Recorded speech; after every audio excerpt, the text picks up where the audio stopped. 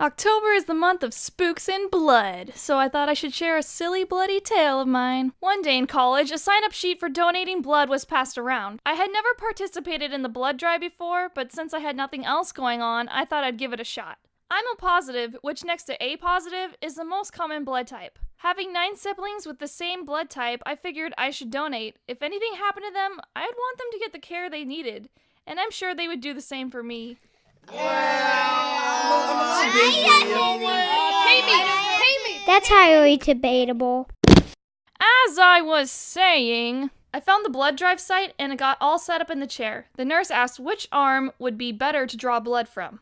Oh, right. I forgot I was one of those people where it's almost impossible to locate my veins. They're just so freaking small. It runs in the family. Doctors usually have to prod around until they find one. This one time a nurse tried to find one for like 10 minutes and then just decided to stab my hand instead. I usually have to tell them to use what's called a butterfly needle. It's a very thin needle used on kids, and it has these little flaps that make it look like a butterfly. However, you can't use one when donating blood because it would just take way too long.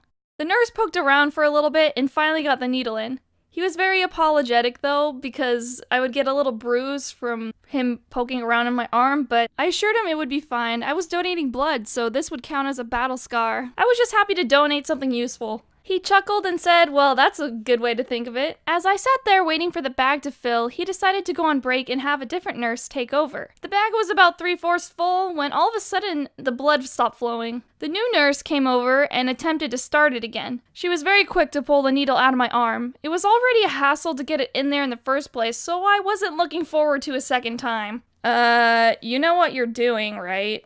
Look, honey, I'm the nurse. Let me do my job. Are you sure about that? She stuck the needle back on my arm and started moving it side to side trying to find a vein. The deeper she shoved the needle in, the more my arm hurt. She knows what she's doing, huh? I was studying nursing in college, so blood and needles don't really bother me. However, the feeling and sight of her jabbing a needle in my arm was becoming unbearable to watch. That kinda hurts.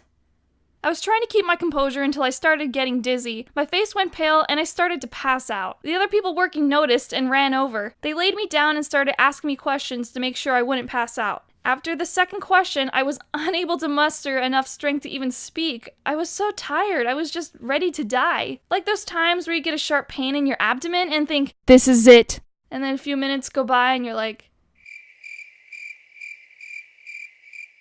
oh. I was ready for the sweet release of death when one of the nurses shoved a bendy straw in my mouth. They force-fed me apple juice, and after a few minutes, I was able to come back. When the original doctor saw what happened, he freaked out.